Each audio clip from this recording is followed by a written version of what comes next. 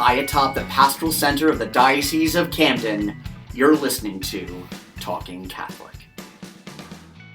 Hello, everyone, and welcome to Talking Catholic. This is Marianela Nunez, and with me, my colleague and friend here. Hey, Mike, how are Hey, you today? Marinelle. I'm good. How are you? I am well, very excited today. We have a very interesting podcast right around my wheel, and This is your absolute wheelhouse that we're going to be talking about today for sure. It's what you do yes. every day. And That's it was exciting. Easter, and it's kind of like in this celebratory mode and joyous time of the year for us Catholics. And so just wanted to ask you how your, Easter time went. My Easter time went very well, and I'll note for the listeners, is as you are well aware, but I love this fact. We are, as my pastor said this weekend, we are still in Easter time for the next few Yes. weeks. So he said he always says Happy Easter for the next couple of weeks, which is exciting. But it was an exciting time. It was a little tiring. You know this because we've talked about it already, but I'll share with the listeners. We, as a family, decided to go get a new puppy and did not realize how much work that was going to be. And so we spent much of our Easter break chasing around a 10-week-old border collie named Gracie. We love her, but she is a terror and will get more gray hairs than I think my kids have given me, at least in the shorter amount of time. Anyway, but we love her. She's been a lot of fun. We had great time with family as well and celebrated, obviously, if not the biggest, time in our faith. And my children and my wife and I went to Holy Thursday Mass, Good Friday Mass, and then Easter Sunday. We did not attend. I don't want to say skip, but we did not attend the Easter Vigil. I think the kids are 1 or 2 years away from being able to really embrace the length of a really good Easter Vigil Mass. Although I do believe you took your kids, correct? I did, and I have done that in almost every year since they've been little, and it's a challenge for how long it is. It actually, in the Hispanic world, I think Mass is even longer than in the Anglo world because we do a little bit more of like the music and I guess it just becomes long. It was packed, Mike. We couldn't fit anybody else in this church. People were standing all around, like it was incredible. So good feeling of being there. The kids got a little tired, but I think, they enjoyed, the lights, the candles, the celebration during that day. And it's just joyous and the music, we have a batterist in our church who was, part of the music department, and it was amazing. I loved it. And I think I feel like when I miss the Easter Vigil, I'm missing like something, and I have my Catholic guilt going on. Like I can't do this, I need to go, and so I went. Well, and my children are altar servers now, and I think that'll definitely be a goal for them to attend that one because we've gone and I do enjoy that mass. I love the candles, and as you mentioned, it's just more now that they're up there, they're sort of partially center stage for lack of a better term. So to make sure they understand they got to be on for a few hours, and if they're ready for that, then I'm glad. But Well, they also like participated in the Good Friday, celebration, and I was in charge of doing the Stations of the Cross for the parish. So that was fun. Like we did it very simple with kids, and both of my kids participated. One of my kids was a soldier, and Mariana was Mary Magdalene. So she truly enjoyed the role. So it was kind of like, what we do as Catholics. This is totally like a Catholic, world Catholic conversation, and we're very proud and unapologetically, doing this because we love it.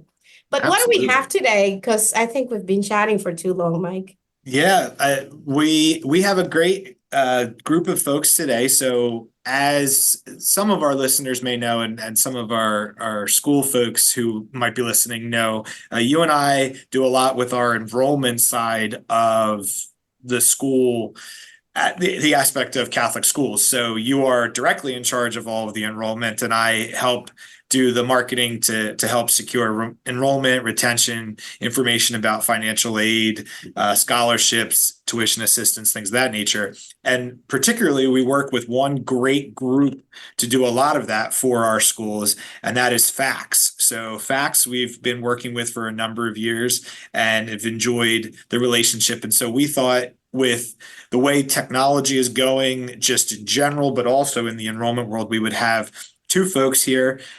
So we have Robin Parrish from FACS, and we have Jeff Stoddard as well. And we'll let them give their official titles because they're distinguished and I frankly forget. And I don't want to mix them up. So I'll start with Robin. Robin, how are you doing today? Why don't you tell the folks who you are and what you do for FACS? Well, hello, I'm doing great on this Friday morning. Thank you so much for having me here. My title at FACS is Enrollment Management Specialist. And basically what that means is I help our FACS clients, those who work in the admissions and marketing world, use our system efficiently and effectively and with best practice in mind. So making sure that our system's doing all that they need to do and that they know all of the buttons on our system that can help them. I recently did a webinar and I used a remote control as an example. There's a lot of buttons that can work for you, but we usually really just know the channel and the volume, right? Yeah. and we don't know all the other things. So I love to help schools and admissions and enrollment directors learn all the buttons and help it work for them, really to streamline their systems and processes. And of course, the goal is to connect with more families and to share their mission, their value, their school, and to make sure that they're keeping up with their families. I did work in the admissions office in schools, so I just have a heart for that and a love for that. And I'm so thankful that I kind of get to continue in that world. And just for our listeners, like Robin has been a great support for our diocesan schools here in the Diocese of Camden, doing exactly what she just said, making sure that they know where the buttons are and what the best practices are. And she's certainly being a great resource for me as Director of Enrollment for the Diocese. So thank you for being here, Robin, today. Of course. I think if I'm not mistaken, Robin, you have a special phone in your office for Marianella specifically when she calls, correct? Yes, and I even got to eat lunch with her in person at Elevate. And she might be one of the only 3 people that has my cell phone number. But yes, I have enjoyed doing different PD sessions for the Diocese of Camden and seeing the enrollment directors just really grow and their knowledge and excitement to kind of use it. It can be daunting to have a system, and we don't want it to be that way. We really at FACS want to provide the best customer service and really just help the schools grow in their knowledge and use of our systems. Thank you for all you do. And I want to let Jeff kind of tell us what you do. I know you're like the vice regional president of FACS in the area. We recently also had lunch and met with Linda Thomas, who's our rep for FACS. Tell us about what you do, Jeff. Yeah, so thank you for having us today, and we appreciate you having us on the call today. And so my name is Jeff Stoddard. I'm the regional vice president for FACS here in New Jersey, locally, here just up the road from you all. I serve schools in New Jersey, Long Island, and New York City, and pretty much southern New York State. And so my role with the company, what brought me here actually is previously to here, I've worked in the K-12 space. I've worked in K-12 schools for about 15 years prior to joining FACS. And so my role here, and it's kind of similar to the one I had in a school, was always trying to make the lives easier for those that we work with, whether it's, in the school, I was trying to make the lives easier for my teachers. And so here at FACS, I'm here to help, diocese schools, independent schools, make the lives easier, not only for the families, but for the staff as well. And so working with, dioceses throughout the state, archdioceses, ensuring that you all have the tools to be successful and make it easier for parents to choose a school that's right for their kids. That's amazing. And so I think, part of the invitation to the show today for you folks was the idea of telling our Diocese of Camden listeners and beyond, what the trends are regarding like enrollment management nowadays, and what our schools are trying to accomplish in terms of being more proactive about the technology that we use and how we accommodate parents and their experience enrolling at our Catholic schools. And so we have the luxury of having a system that is really well known in the country in this industry.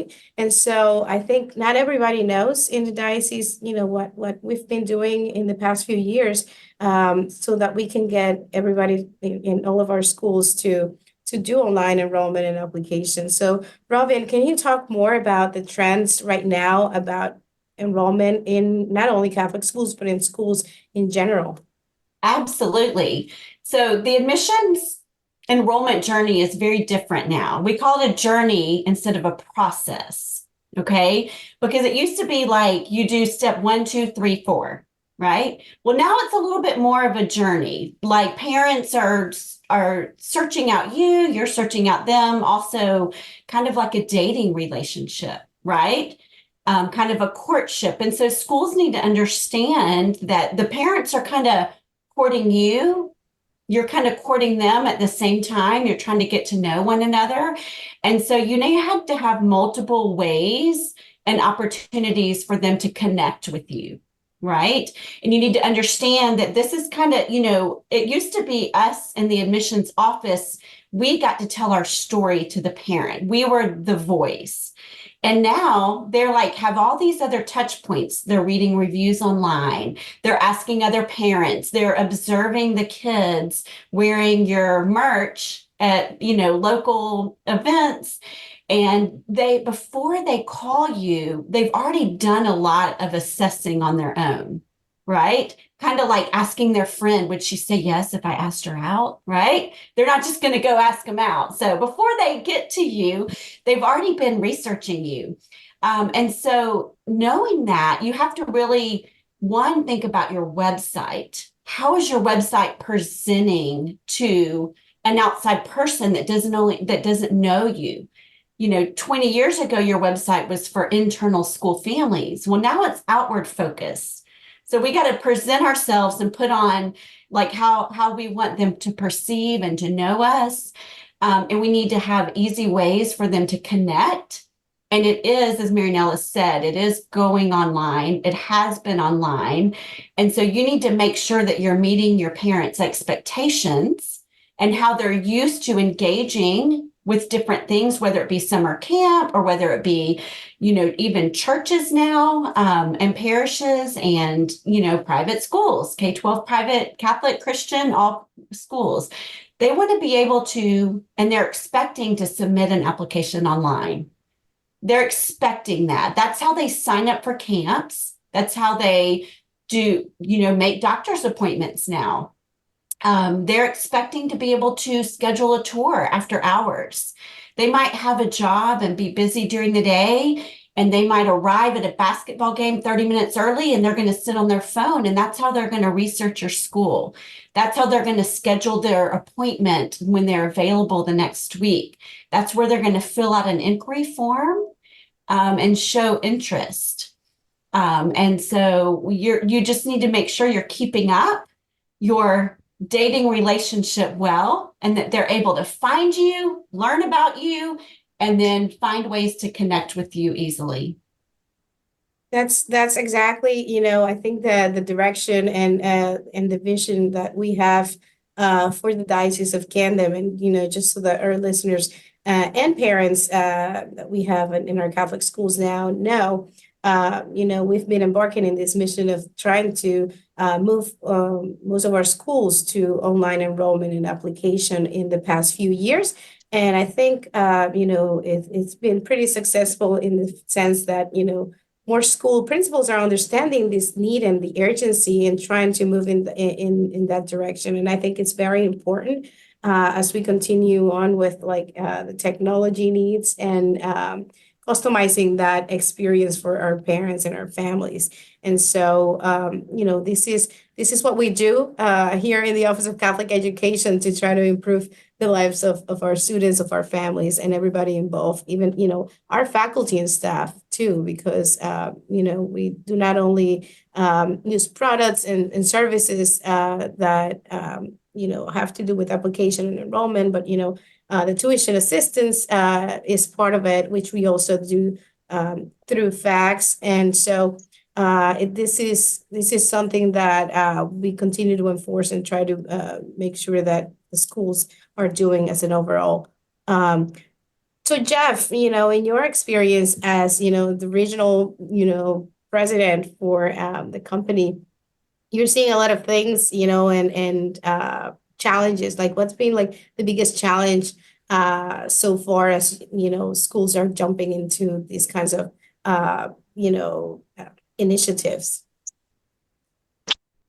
For challenges, it's a lot of times it's getting in, to kind of touch on the points from earlier, it's getting them into 2024 and moving towards that digital space that we're all living in. And so, Robin, you brought up some great points about the school website.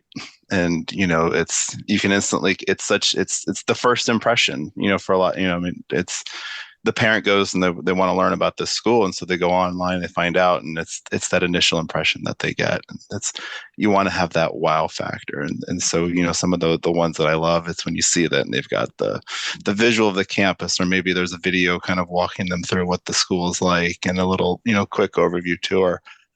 That's a big differentiator. And so a lot of schools are trying to get into that space now in terms of of just having that online presence, because it's the first impression.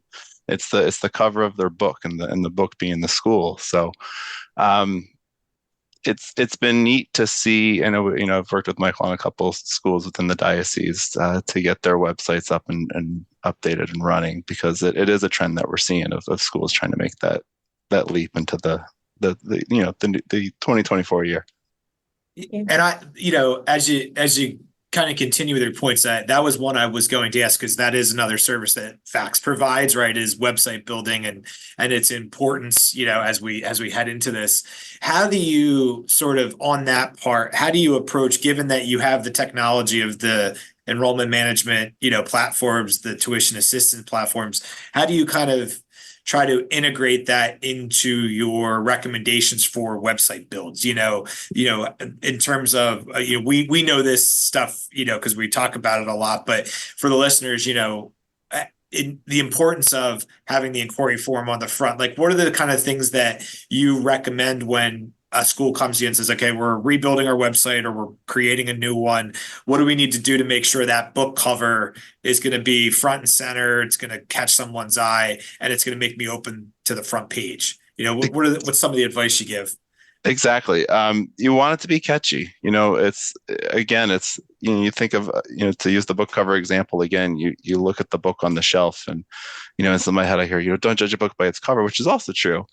But it's what draws you in. And so when you're on that school's website, I want something that draw me in. I want to learn, I see some, what they have, they'll get a drone shot of the over campus of their school. And that's such a neat thing, because some beautiful schools all across our state. And so that, and then just as a parent, I want to be able to know, I want to find out more. And so that inviting look of, where can I click? Where can I get more information? And so from the school's perspective, if I'm looking at, inquire, like, you want to, start the inquiry process to learn a little bit more about our school, we want to invite you out to come to an open house.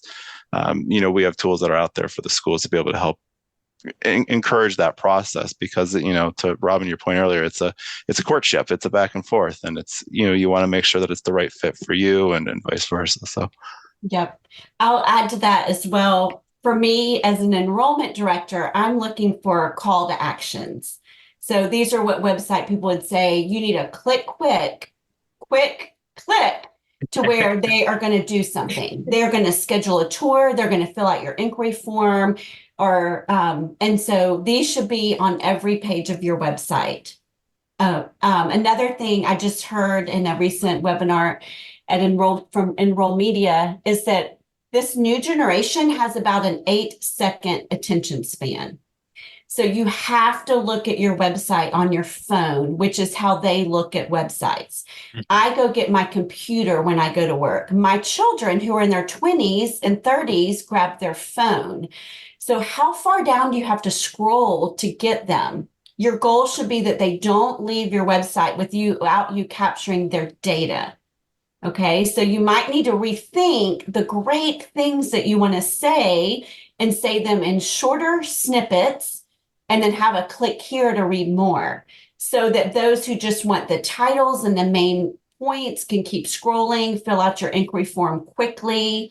And so only get what you need to follow back up with them. It's your job to learn more about the family as you court them and date them and talk to them on the phone and meet them in person. You don't need all that on your inquiry form. So I see a lot of schools trying to make those forms too quick, and they might think they're not long when they're looking at their website on their big monitors, right? And they're viewing it, but they have to understand, how the parents are looking at it.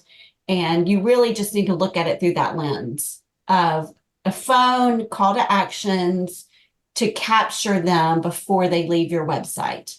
Because if they leave, they're gone, and you need to get that lead. Yeah, you want to start that conversation.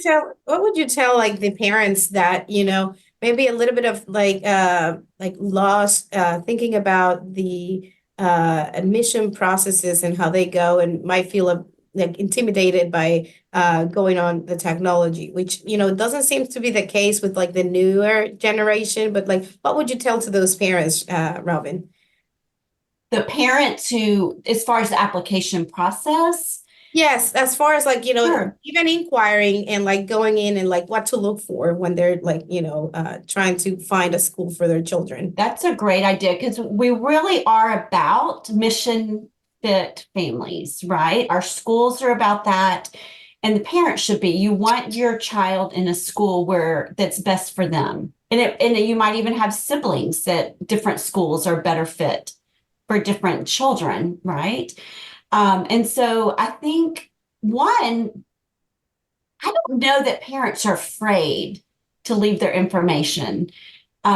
Maybe some are, but I'd say do it. Like inquire, look at several schools, fill out the form, and most of all, visit on campus. The whole looking from afar thing, you really need to get on campus. And you don't have to wait till you have kind of chosen that as your first choice to visit. You should visit early. You should visit often. Sorry, admissions directors who are like, no, just once.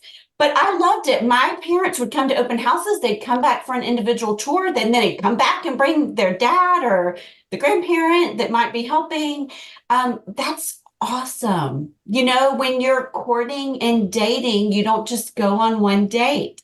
So schools need to understand this, and they need to let parents journey in their own way. So parents get in the schools, ask the questions, don't be afraid, ask the hard questions. And schools, don't be offended by the hard questions. That's awesome because they're really making sure, and you should be glad that this is going to be a good fit for their family. That's great. And I think, we're now in like the peak of re-enrollment season, and a lot of families kind of like drag their feet to re-enroll right now and like to wait, and they don't feel like the urgency. Can we talk a little bit about like that and for enrollment wise? Like why is it important for families that are re-enrolling right now to do it sooner rather than later? And what have you seen so far in terms of like the trends nationally with all like the clients that you have? Sure. I think that schools need to create incentives for parents to get it done, right? So you can use kind of the early bird discount. We do some of that, yes. Or, a late fee to not do it. And I think more than that, you just need to appeal to your families through a video from the head of school to why it's important. Like, we're planning for your children for next year. We want to hire the right teachers, the right number. We want to have good class sizes, and we count on you. So it's kind of changing that narrative of hurry up and just tell us to, that positive narrative of like, we're making great plans for you. And we want to see if we have enough money to add more classes, more extracurricular things that would benefit your child, but we need time. And then we want to open our school to other families.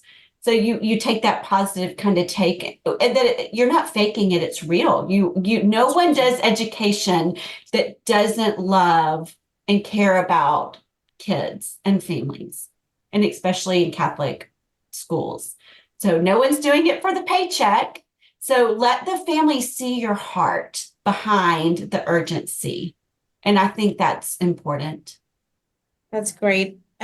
Jeff, any trends that you may have seen like so far? I don't want to put you on the spot here, but like have you found recently in the past few years that families are re-enrolling earlier than ever, or like, what have you seen so far? Yeah, I've definitely seen a trend of moving that re-enrollment date or further up. Because Robin, to your point, it's all about it's not the we want to make sure you're coming here next year, but it is part of that big plan of we've got an exciting year coming up. Because when I worked in schools, January is the start of let's start planning the next school year. And, from the family perspective, it doesn't really cross your mind at that point. But in January, when we're in the schools, we are busy, we're going, we're saying, all right, let's start planning for the fall, because now is the time. What classes are we going to offer? What extracurriculars are we going to do? So getting that conversation started earlier allows the schools to have that, build that plan at a bigger scale,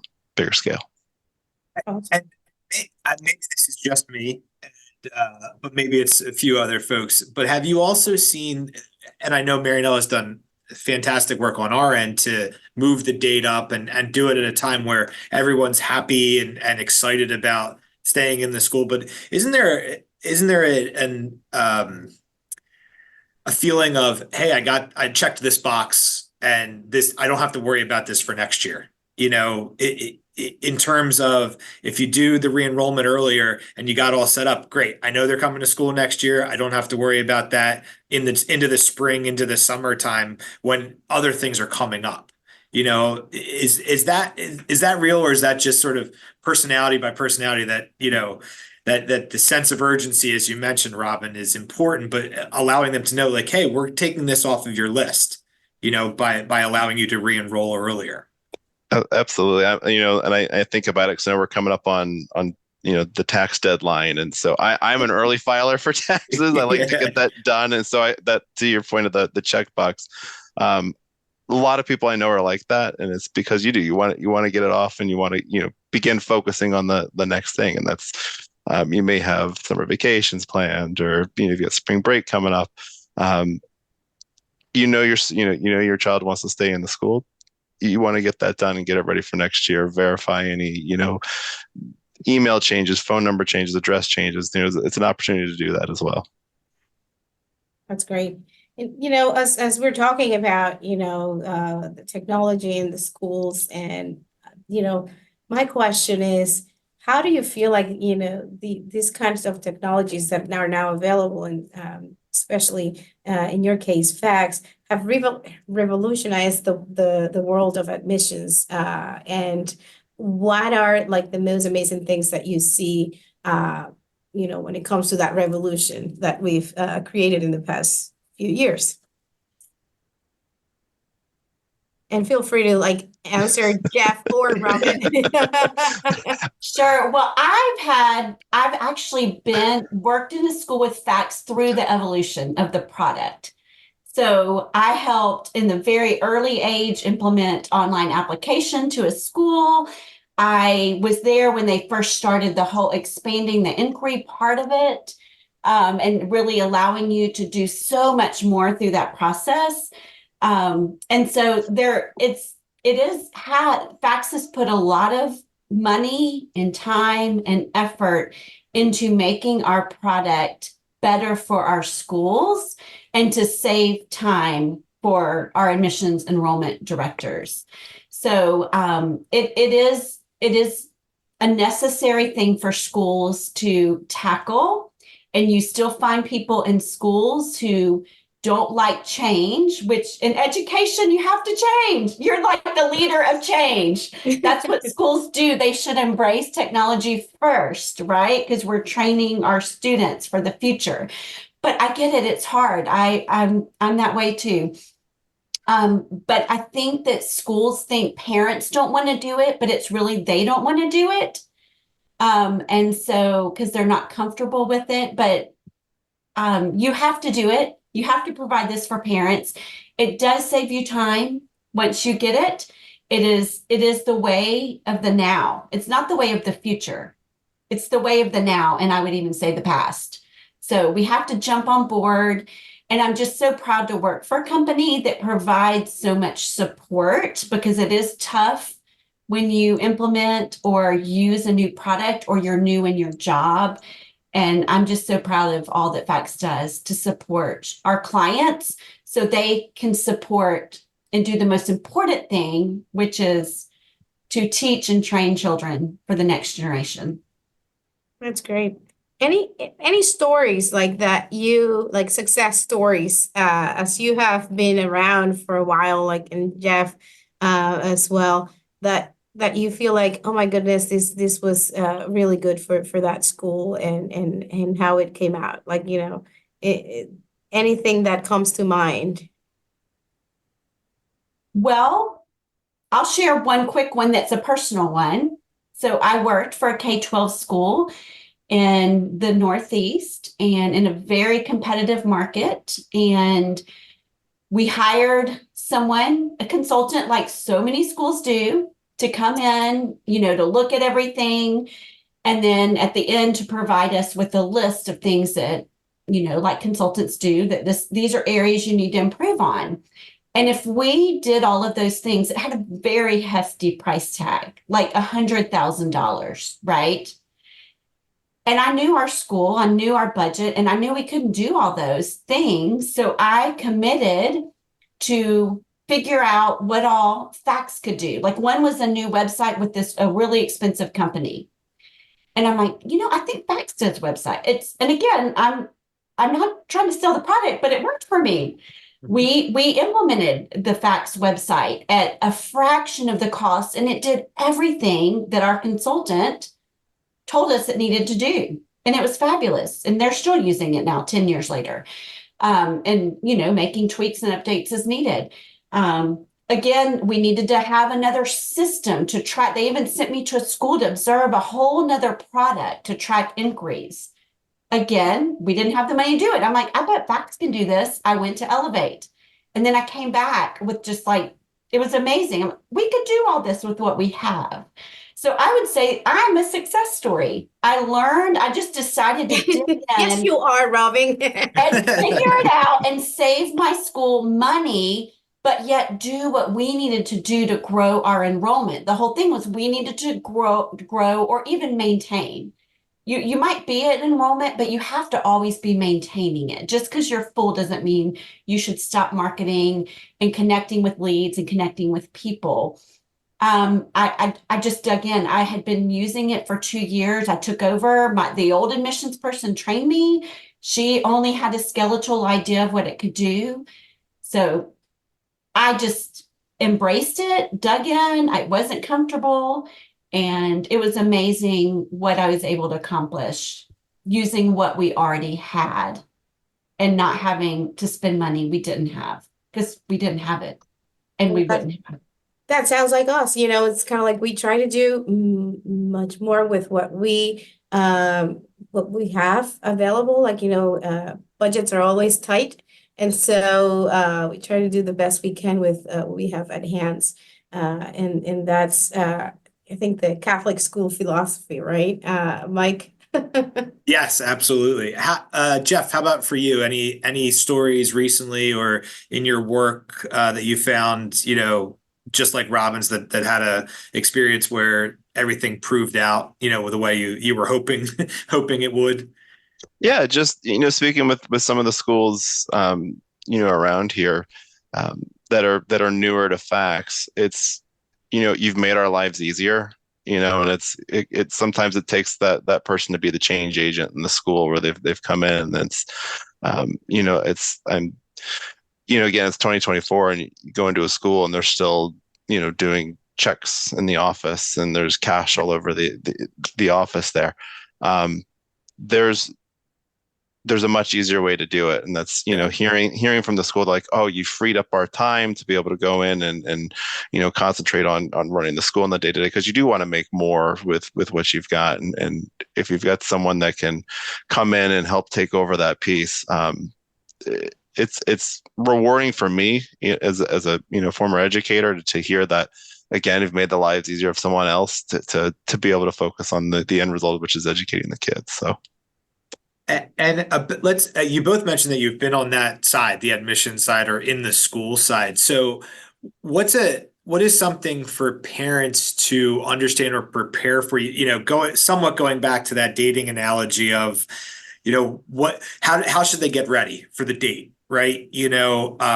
What are some of the things you mentioned, checking out reviews, but as they're going through this process and starting the application process or starting the tuition assistance, what are some of the things that you've noticed over your time that are common things that they forget or common things that they didn't look out for or felt unprepared when they got to you and it took a little bit more time? Like, what are some things the parents, for our listeners who are thinking about a Catholic school or re-enrollment, like what should they look out for and have prepared as they're starting this journey?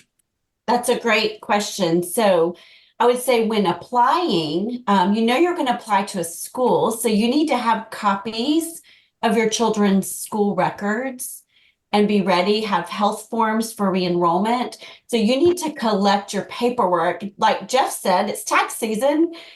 Just like you do for your tax return, before you start it, you have to get your documentation. So for parents, do that ahead of time. Make sure you have the contact at your child's current school.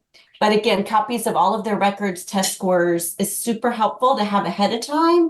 When you're ready to apply, you can upload it directly or give it to the school in the format, in the way that they would like to receive it.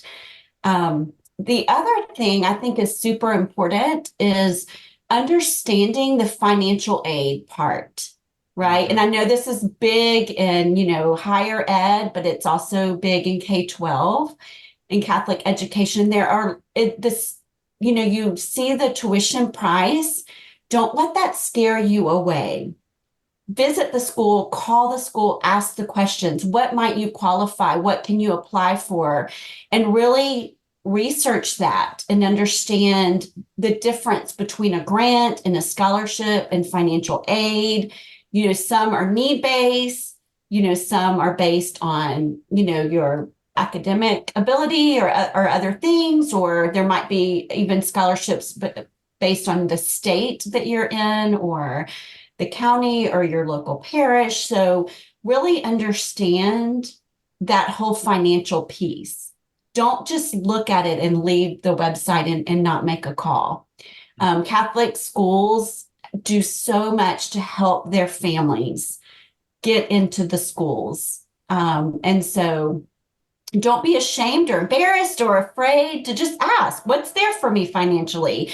And how do I do it? Which means you're also going to have your tax returns ready and done. And be a Jeff. How about that? Yes. Can I say that? Be a Get Jeff. it done early. Yeah. Be a Jeff. Get it done early. So, Hashtag be a Jeff, okay? We just pulled two great titles in that one answer for this podcast. If we did titles of the podcast, that would be one, don't be afraid of the tuition number, and be like Jeff. I think are both, if we walk away with anything, because that is true. I mean, that's one of the things I think Marianelle and I probably say on a daily basis to the schools about talking to their parents is don't let that sticker shock be sticker shock, right? Like don't don't let that be the reason that you don't come in, because there are so many things we could do to help you.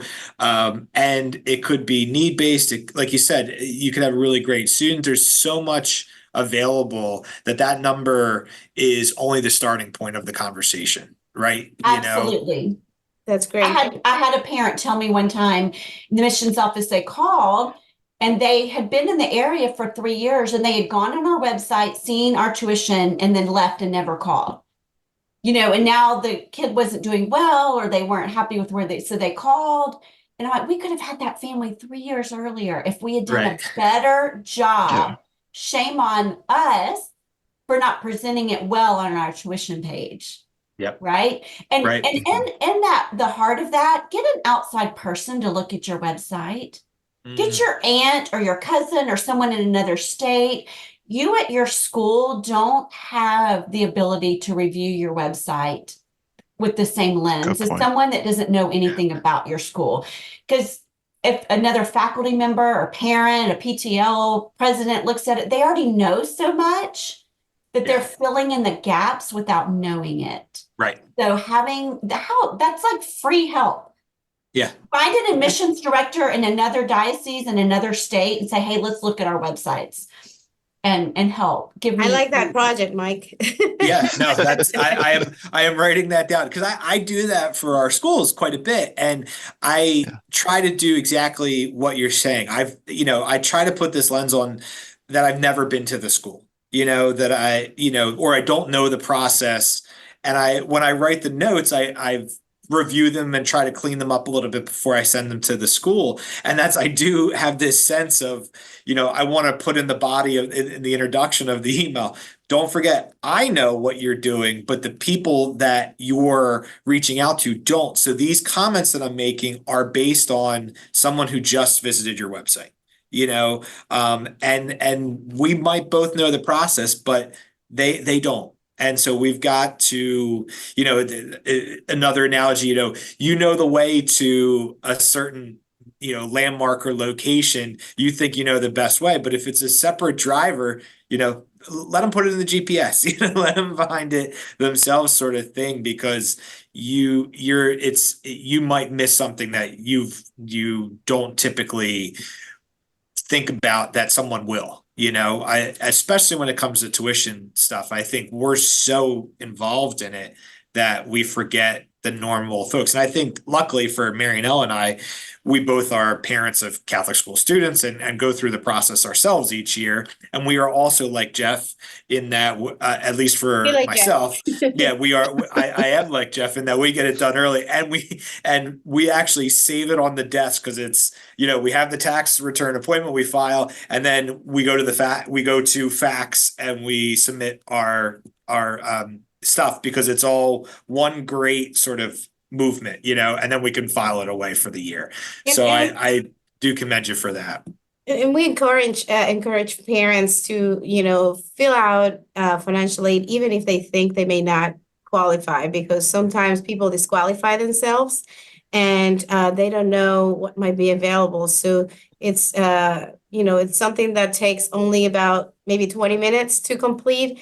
I would consider myself an expert in filling out financial aid applications. Yeah. Now I've done a lot of them helping families. So just know that we don't want any family who wants to apply through the process to be left out and not do it, because I think it's important that even if they don't know how to do it, to reach out to the school and get the help that they need. If they need Spanish support, I'm available in this office to help families navigate that process, because we believe is very, very important. And we have it as a diocesan policy that all of our schools, fill out FACS financial aid for us to distribute financial aid to the family. So I think, just make sure you follow the deadlines Mike has been working on our website, putting out this information out there, making sure that we provide some tips to the families so that they know what to expect and what to look for when it comes to, the financial aid process and enrollment. So thank you for doing that, Mike, because I think it's relevant, very important information. I Well, love and that point you brought up, Marianella, about timelines. I work with so many schools when I go to their missions page, and there are no timelines about anything. They don't tell their families when applications open. Like we start October 1st. They don't tell them a deadline. They don't tell them when they'll start accepting financial aid deadlines. That's so important to have that information, timelines for families. That's It's great. yeah, it's education. I mean, it's so funny to me. I say this a lot here, and that I'm in the marketing side of things and communication side, but in essence, in some form or fashion, I'm an educator, right? In a weird way, because we have to educate folks on those things, and I try to explain that to the schools. Again, going back to the you don't know what you don't know. Like sometimes they don't know, and so educating them on what these things mean, or that you can qualify, or any of those options for them. We need to educate and do it. And then back to the point of you have to do it in 8 seconds, right? Yeah. Where you have to do it fun and flashy and meme like and whatever video, that was going to be one of my questions, maybe trend wise, or what you could speak to on how do you think schools or, other, school folks should talk about these things, and you mentioned like a note or a video from the head of school, what grabs people to help them better understand the process? What have you seen that's worked well in that world of social media, website, technology to help explain the process for people? Either Jeff or Robin, what have you both seen on that? So that's a little bit of both. And re-enrollment, because you said, you're using the re-enrollment to get your current families engaged in re-enrolling and committing to you for another year, and then your new families, right? Right. So I think absolutely. Social media, I don't think I'd use for re-enrollment, right? Because that's your current families. You don't want your outside people Yep. feeling a sense that you have to like work to get people to stay at your school. Right. So I think that's an internal messaging that you use for your current families. But again, I think admissions directors need to talk about financial aid in the beginning. If you feel like that is a roadblock for a lot of your constituents, then you need to just mention on the front end. Don't ask a parent, so do you need financial aid? That's a horrible question, right? They might think that like you might not accept their child if they say yes, or you'd put them at a lower standard. So you just talk about it. Hey, a lot of our families apply and receive money. You act like it's normal, kind of like it's become in, higher ed. It's just normal that most people get something. And you just talk about it, normalize it. Yes. Yeah. You 100%. want to be sure that you apply. Fax has this great, product, and, it's easy. You just need to tell them, get your tax return done, give them the information they need so that when they finally make the decision, they're not like roadblocked by, they have to do all these other things first. So you need to be talking about it, which means you got to get people on the phone and in your office.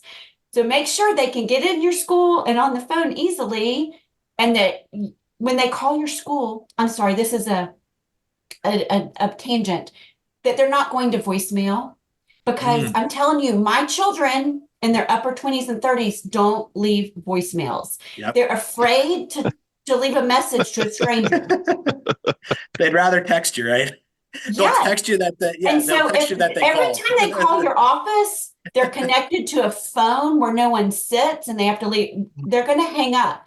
And I told this to like our marketing team at Fax, and they were all in their 20s and saying, absolutely. Like, this is anecdotal information. There are no studies that I'm presenting, but I'm telling you it's truth. Yes. So They don't listen to them either. you have to answer the phones at your school, and someone needs to be well equipped to talk to your families and answer basic questions, or don't send them to a voicemail to leave a message. Get their information so someone can call them back. That's great. Tangent, sorry. We love I those. think, and I think, our schools know, I think they try the best they can to their abilities and their staff that they have to really provide a good service for our families.